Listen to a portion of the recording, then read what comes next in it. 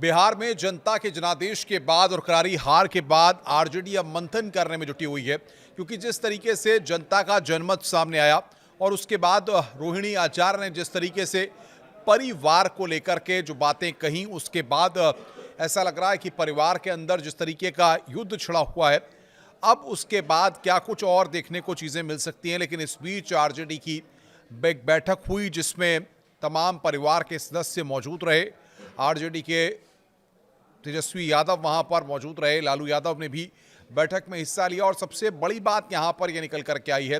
कि लालू यादव ने इस बात को कहा है कि तेजस्वी यादव ने पार्टी को आगे बढ़ाने का काम किया। ये महत्वपूर्ण बात निकल करके सामने आई है, जिसमें इस बात को कहा गया है तेजस्वी यादव के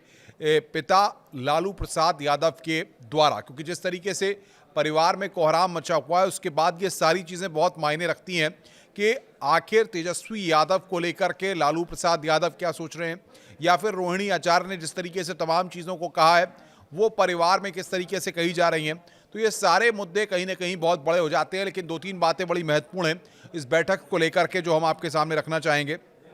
सबसे बड़ी बात यह है, इस बैठक में जो विधायक चुने गए हैं उन्होंने तेजस्वी यादव को, विधायकों ने सर्वसम्मति से विधायक दल का नेता चुन लिया है। लालू प्रसाद यादव की मौजूदगी में लालू प्रसाद यादव भी मौजूद रहे और इस दौरान तेजस्वी यादव को राष्ट्रीय जनता दल के वरिष्ठ नेताओं ने जब समीक्षा बैठक की, यानी कि इसको समीक्षा बैठक को इस तरीके से भी समझ सकते हैं कि हार पर एक तरह से मंथन किया गया और लालू प्रसाद यादव ने इस समीक्षा बैठक में इस बात को कहा है कि तेजस्वी यादव के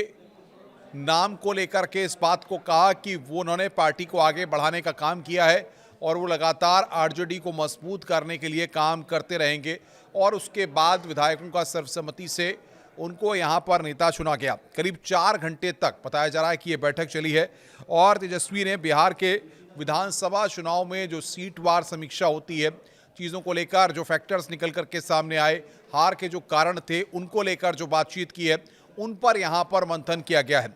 इसके बाद उनको विधायक दल का नेता चुना गया।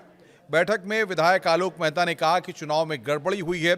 और इसीलिए इस तरह के चुनाव परिणाम आए हैं। आरजेडी के महज 25 प्रत्याशी ही विधानसभा चुनाव जीत पाए हैं।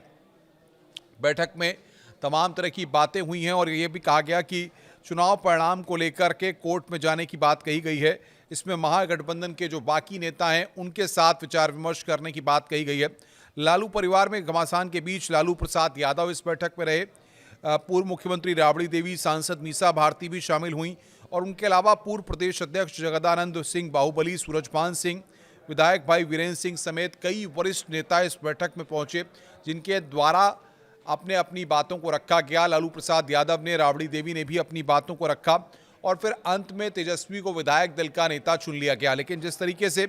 बताया जा रहा है कि अब यहाँ पर जो परिवार का डिस्प्यूट है या परिवार के अंदर जिस तरीके की चीज़ें चल रही हैं, रोहिणी आचार्य का जो स्टेटमेंट निकल करके सामने आया है, उन सारी चीज़ों के बाद ये काफ़ी महत्वपूर्ण हो जाता है कि आखिर जिस तरीके से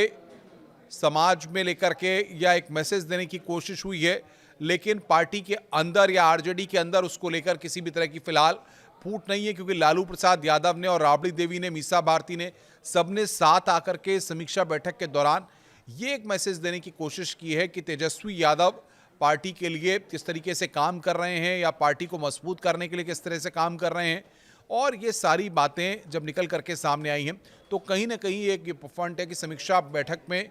तेजस्वी यादव को लेकर के सभी जो जीते हुए विधायक हैं उन्होंने विधायक दल का नेता यहाँ पर तेजस्वी यादव को चुना है। और अब देखना ये होगा कि परिवार के इतर जो तमाम चीज़ें हैं